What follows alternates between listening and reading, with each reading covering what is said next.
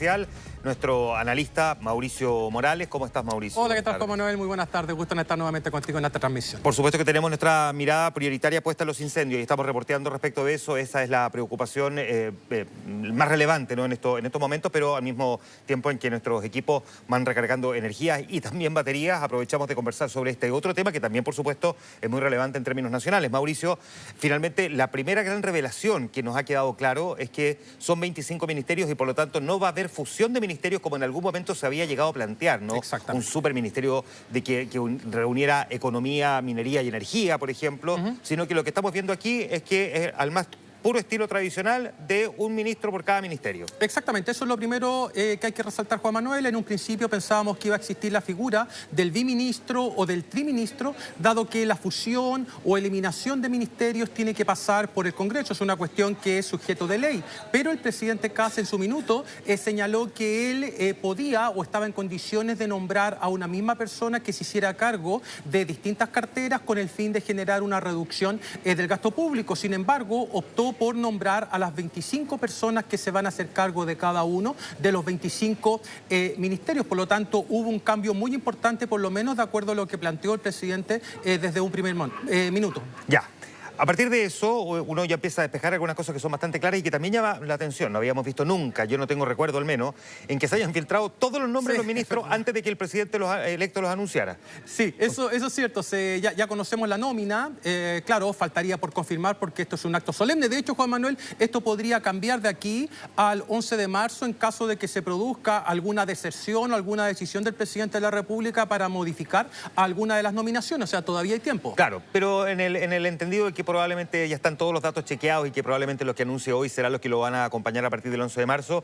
No habíamos visto nunca, como ha ocurrido aquí, bien a cuentagotas. Pero además en una situación bien particular, Mauricio, porque el presidente electo además se juega otra carta, y es que ante la emergencia de los incendios decide simplemente de facto sincerar cuáles son algunas de sus figuras relevantes. Claudio Alvarado lo acompañó a la reunión ayer con el presidente Gabriel Boric. El presidente Boric estaba flanqueado por su ministro del Interior, Álvaro Elizalde, y José Antonio Kast, por el que se entiende su ministro del Interior, Claudio Alvarado. Delega a Martín Arrau, el próximo ministro de Obras Públicas, a Iván Poduje, el próximo ministro de Vivienda, entre otros, ¿no? La figura de empezar a mirar lo que va a haber que hacer para la reconstrucción de las regiones dañadas. Entonces, en la práctica, opta por la practicidad, en el fondo, de asumir que ya están los ministros trabajando, ¿no? Exactamente, sí. Lo comentábamos, creo que es un minuto en la radio. No es la idea, pero para que la gente lo entienda, es una especie ya de gobierno paralelo en el buen sentido de la palabra. Es decir, que el presidente ya está moviendo sus principales piezas para enfrentar lo que va a ser del 11 de marzo en adelante. Y algunas cuestiones relevantes, Juan Manuel, que probablemente las vamos a conversar más tarde. Este va a ser, te voy a dar solamente los titulares, va a ser el gabinete con el mayor porcentaje y volumen de independientes, es decir, personas que no militan. Va a ser el primer gobierno de derecha con tan alta porción de mujeres en el gabinete. Va a ser el segundo gabinete más longevo, si uno considera el promedio de edad y lo compara con los primeros gabinetes de la nueva democracia desde el año 90 en adelante. ¿Cuál fue el primero más longevo? El de Piñera 1. El de Piñera 1. Sí, fueron 55 años y este fue de 54,3 y se confirman todos los nombres. Y por último, el cuarto dato muy relevante, Juan Manuel, es que este va a ser el gobierno en que el partido del presidente va a tener la menor porción de ministerios en comparación con gobiernos anteriores. En este caso, solamente el 8% del gabinete va a estar encabezado por un ministro del partido del presidente, el Partido Republicano. O sea, estamos viendo, yo estoy contabilizando dos republicanos. Sí, dos republicanos. Dos, exactamente. 16 independientes. Yo tengo 17 por Catalina Parot, que te acuerdas que era Evópoli, pero renunció a Evópoli. Yo también tenía 16, igual que tú. Es que tengo 16, pero no había notado que Santiago Montt el otro de justicia era el único que nos faltaba. Claro, Santiago Montt de minería era el único que faltaba hoy día en la mañana cuando hice este listado. Déjame ir con Katy Ibáñez y seguimos conversando con Mauricio Morales aquí, que nos va a ayudar a complementar y a darle, digamos, la proyección a lo que debería ser este anuncio. Katy Ibáñez está en la OPE, la oficina del presidente electo, lo que he conocido popularmente como la moneda chica, a pesar de que, Katy, al presidente electo no le gusta que le digan de esa manera, pero bueno, tú estás ahí en la oficina del presidente electo. Para nada. Claro, a la espera, ¿no?, de que vayan a llegar los ministros y también el mandatario electo. Sí, ¿cómo estás, querido Juan Manuel? Mauricio Morales, no le gusta para nada al presidente electo que le digan la oficina del presidente electo, así es como le gusta que le llamen y no la moneda chica. Mira, la verdad es que hay alta expectativa acá, les quiero transmitir un poco la sensación de lo que está pasando en este lugar y cómo ya se va armando un poco este anuncio, que dicen que va a ser escueto, alrededor de 40 minutos, pero que tiene alta expectación. En este lugar, que es la entrada por la Castellana, ustedes saben que las casas tienen 3 accesos y uno de ellos es la Castellana y el otro es por calle La Gloria. Están todos los equipos de prensa desplegados donde se va a realizar obviamente este anuncio y van a hacer los ingresos posteriormente. Ya hay equipos satelitales, la calle está funcionando a esta hora, pero en un ratito más se va a cerrar para dar paso a este bus que ya nos contaba nuestra compañera Silvana Stock, que está en el sector de Espacio Riesgo. Van a llegar todos los ministros en el bus para desplegarse y a partir de las 6:30 de la tarde ya van a poder ingresar también los periodistas que están acreditados de cada medio hacia el interior del sector de la carpa, que es en una casa contigua, y si les muestro a través de la cámara de David, Juan Manuel y Mauricio, este es el acceso principal, donde está la oficina de prensa de la OPE y donde principalmente se usa como estacionamiento. Movámonos para acá, David, para que la audiencia también pueda revisar y pueda ver lo que está pasando en el otro sector. Hay una casa contigua que está utilizada como logística, que es la que están viendo ustedes ahora en la pantalla, y en la parte de acá donde están viendo esta carpa grande, esta es la zona donde se va a hacer todo el acto, que va a durar más o menos unos 40 minutos según lo que podemos averiguar.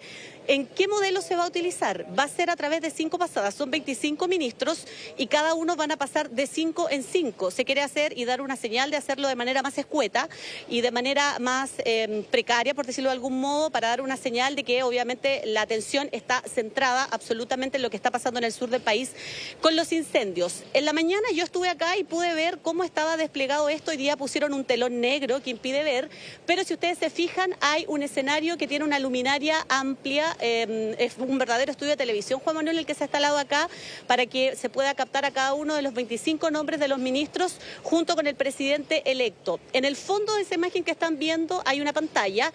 Esa pantalla va a seguramente exhibir algunos apoyos, algunas imágenes mientras se vayan haciendo los anuncios. En los costados, si ustedes miran de frente a esta pantalla, hay por un lado asientos que, según lo que pudimos averiguar, son para invitados. Deben haber más o menos, yo calculo al ojo, unos 60 asientos. Entre ellos estarán los 25 ministros y invitados particulares que no sabemos los detalles de quiénes pueden ser, pero podrían ser, por ejemplo, la primera dama, algunos invitados partidarios o algunos incluso acompañantes de los ministros. Y en la parte que está más pegada a esta reja, que es donde estamos, es donde se van a instalar los equipos de prensa y vamos a poder ver cómo se va a desarrollar esta ceremonia, que, como les decía yo, debería partir pasada las 8:30 de la mañana, de la noche, quiero decir, más cerca de las 9, y donde el presidente electo entonces va a ir anunciando esta lista de ministros que ya prácticamente la conocemos en su totalidad. Juan Manuel. Muy bien, Katy Báñez está reporteando en la oficina del presidente electo, nos hace la descripción del lugar, nos muestra las primeras imágenes de la zona en la que se harían estos anuncios, que serían entonces en bloques de 5, por lo tanto deberíamos tener 5 pasadas, ¿no? De una manera un poco más apurada, pero de todas formas podría demorar esto aproximadamente unos 40 minutos. Mauricio, miremos algunas cosas. Por de pronto, el presidente va a tener un cambio bien relevante en su comité político. Expliquemos cómo debería ser el comité político y la relevancia que tiene. Sí, primero, Juanma, me quedó una cosa en el tintero que también te va a interesar seguro. Podríamos llegar a tener 80% de independientes. ¿Por qué? Porque Jimena Rincón, si bien es militante de Demócratas se va a disolver, y Jaime Campos, que es del Partido Radical, también en febrero los van a notificar de disolución. Entonces automáticamente van a pasar a ser independientes. Entonces podríamos tener el 80% del gabinete con figuras independientes. La tarde lo podemos discutir bien si es que esto es acorde o no. Claro, Jaime Campos, si no es porque el partido se disuelve, es porque el partido lo va a echar, digamos. Claro, no le gusta nada que un histórico concertacionista termine en el gabinete del presidente más hacia la derecha que ha tenido Chile desde el retorno a la democracia. Te preguntaba yo por el comité político. Vamos viendo. El comité político está integrado por el ministro del Interior, por el ministro de Seguridad, o la ministra, ministra de Seguridad, el ministro Sexpress de la Secretaría General de la Presidencia, la vocera, la Secretaría General de Gobierno, el ministro de Hacienda, y el ministro de Defensa. Eso es, cada presidente, eso sí, Juan Manuel, define su comité político que lo van a integrar. Que es básicamente el directorio, por decirlo así, exactamente, que le ayuda al presidente en la toma de las decisiones más relevantes. No olvidemos que, por ejemplo, en el gabinete del presidente Gabriel Boric estaba la ministra de la Mujer y Equidad de Género, ¿no? En este caso son estas 6 autoridades las que van a componer ese comité político, que es muy importante para la toma de decisiones estratégicas y corresponde a la bajada de bandera para los otros ministerios que son de carácter más sectorial. En el caso, por ejemplo, del SECPRES, es clave, va a ser este SECPRES, Juan Manuel, va a ser quizás el más crítico de todos los gobiernos anteriores, porque le va a tocar lidiar con un Congreso no solamente fragmentado e indisciplinado, sino que en la interna, en su gabinete, no va a tener una fuerte representación de los partidos con los que le va a tocar negociar. Claro, el ministro secretario general de la Presidencia, que es el que hace de puente entre el gobierno y el Parlamento, el que hace como las relaciones públicas, el entendimiento, el que avanza con los proyectos, en este caso es José García Ruminot, de Renovación Nacional. Único militante de Renovación Nacional en el gabinete y por lo tanto no es que tenga una gran raigambre, por decirlo así. Ahora, lo segundo además es que este es un Congreso que va a tener un recambio. José García Ruminot podría tener un poco más de cercanía quizás con el Senado, y eso es que el Senado también cambia, va a tener a varias figuras sub 40, pero una de las críticas que se hace es que probablemente tenga mayores dificultades porque no tiene tanta conexión con diputados en la Cámara Baja. Eso es muy importante. Fíjate que por el límite a la reelección, Juan Manuel, vamos teniendo cámaras cada vez más renovadas. Entonces, el hecho de que los diputados, los legisladores no se conozcan, necesitan un periodo de adaptación, y como van llegando siempre diputados y senadores nuevos, que no fue como funcionó la democracia entre el 89 y el año 2013, hasta el 2017 diría yo, porque ahí entró en vigencia el límite a la reelección, en que los diputados más o menos se conocían y era más fácil trabajar con ellos. Ahora se va a encontrar con una masa de diputados que no los conoce, y en el Senado también tuvimos una alta renovación. Ahí está una de las dificultades. La otra figura de Chile Vamos es Claudio Alvarado, ministro del Interior, que es militante de la UDI, aunque no es necesariamente una propuesta que hizo la UDI, sino que más bien tiene que ver con una cercanía histórica que la ha mantenido con José Antonio Kast. Ha estado reporteando, por supuesto, este tema Silvia Córdoba, parte del equipo político de Megamedia, y con ella conversamos también a esta hora. Silvia, ¿cómo estás? Buenas tardes. Hola, sí, buenas tardes. Nosotros hemos conversado internamente con parte del equipo del presidente electo José Antonio Kast, y ya nos aseguran que en esta reunión que hay en Espacio Riesgo con todos los que van a ser los futuros ministros de Estado, uno de los grandes llamados que hizo el líder de Republicanos es efectivamente el llamado a generar este equipo de emergencia, que lo van a ver en las imágenes de César Valenzuela, que estamos acá a las afueras de esta carpa que se va a habilitar a eso de las 18:30 horas para la prensa, donde ahí se dice: unidos ante la emergencia, un hashtag que se va a generar a partir de estos días, sobre todo en medio de lo que ha sido la emergencia de los incendios. Si bien ya poco a poco, desde que él gana las elecciones presidenciales, se empieza a conocer el detalle de las distintas figuras que son parte del círculo cercano de José Antonio Kast, pero lo que sí es que desde el día de ayer, cuando sucede esta emergencia debido a los siniestros y también ante esta reunión conjunta que tuvo con el presidente Gabriel Boric, es que ya vimos caras importantes que van a empezar a encabezar este trabajo y también a desplegarse inmediatamente, tanto en regiones como así también en reuniones con gobernadores, seremis, también alcaldes, para ver cuál va a ser el rol que van a tener ellos a partir del 11 de marzo, eso sí, no buscando torpedear al actual Ejecutivo. Estamos hablando de figuras como Mara Cedini, que ya están haciendo un coach respecto a las vocerías, conversando también con quienes van a tener que avanzar en cuanto a la información que se va a entregar. Claudio Alvarado, que ya tiene el nexo directo con Álvaro Elizalde, ministro del Interior, ver cuáles van a ser los proyectos de emergencia en ley por parte de José García Ruminot, por ejemplo, en la Secretaría General de la Presidencia, pero también carteras que van a ser claves, que tienen que ver con los aspectos técnicos. Estamos hablando de Iván Poduje, que desde un inicio ha trabajado con José Antonio Kast en los equipos programáticos y que tienen que ver con el área de vivienda, para ver cuál va a ser el foco en vivienda, y así también Martina Rau en obras públicas y también en los aspectos económicos, también encabezado todo por Hacienda con Jorge Quiros. Parte de la agenda que se va a realizar y donde incluso el día de mañana va a haber una actividad clave, Clapes UC, donde va a estar presente José Antonio Kast junto a su futuro ministro de Hacienda, Jorge Quiros. Silvia Córdoba reporteando en uno de los lugares que marca la pauta política, ¿no? Tenemos Espacio Riesgo y la oficina del presidente electo. Entonces, estamos en Huechuraba y también en la comuna de Las Condes. Mauricio, ¿por qué crees tú que el presidente opta por esta estrategia arriesgada de tantas figuras independientes? Porque uno entiende que cuando se tiene figuras de partidos políticos logra una cierta protección, ¿no? Una caparazón política en caso de turbulencia. Cuando son muchos independientes siempre se corre el riesgo de que sean fusibles, que salten más rápidamente. Sí. Yo te diría, Juan Manuel, que este es el gabinete con el espíritu gremialista más fuerte que hayamos tenido en la historia reciente de Chile. ¿A qué me refiero con un gabinete gremialista?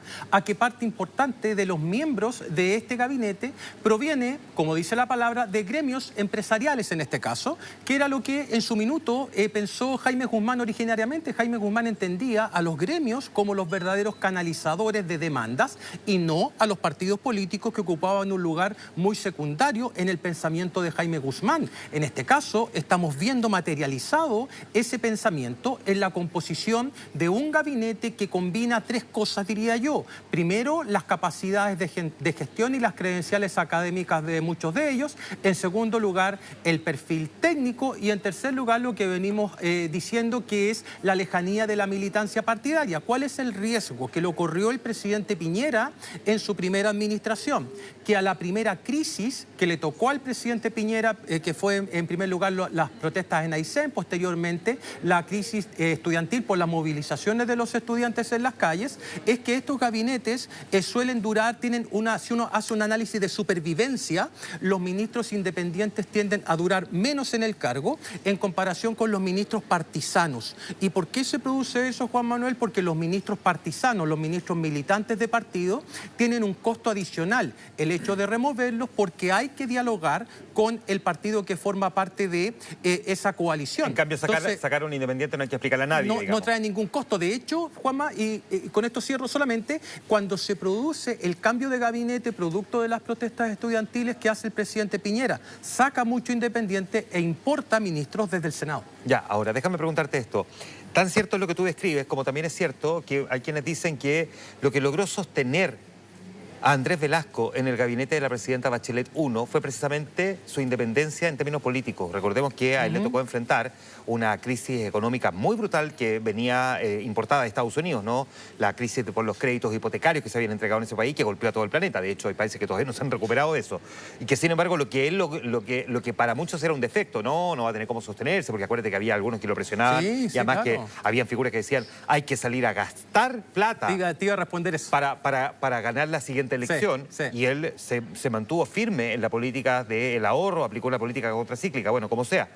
Él logró sostenerse en el cargo porque era independiente. Entonces, ¿cómo se entiende que en algunos casos sea un fusible que salte tan rápido y en otros sea lo que los salva de ser sacados de un gabinete? Yo lo interpreto, Juan Manuel, como los atributos que tiene el presidencialismo. Es decir, cuando los ministros, aunque sean independientes, forman parte del círculo estrecho del presidente, tienen menor probabilidad de salir. Claro, tú me vas a responder probablemente, oye, pero, por ejemplo, algunas figuras cercanas a Bachelet, no sé, Peña y Lillo, pero que era PPD, le cuesta mucho desprenderse de aquello, pero en el caso de Velasco se defendía por las credenciales de formación académica que tenía y además por la confianza de la presidenta Bachelet. De hecho, la presidenta Bachelet, como tú bien lo dices, Juan Manuel, tuvo que decidir entre generar un mayor gasto, que era la presión que tenía del grupo político que quería que Frei fuera el próximo presidente de la República para las elecciones del año 2009-2010, y la otra interpretación o la otra tendencia que era comandada por Andrés Velasco respecto a la necesidad de responsabilidad fiscal, pero ahí está también el apoyo y el respaldo a muerte que el presidente de la República le entrega a su ministro de Hacienda. Claro, o sea, dicho en simple, la famosa frase que se instaló en aquella época, ¿no? Que era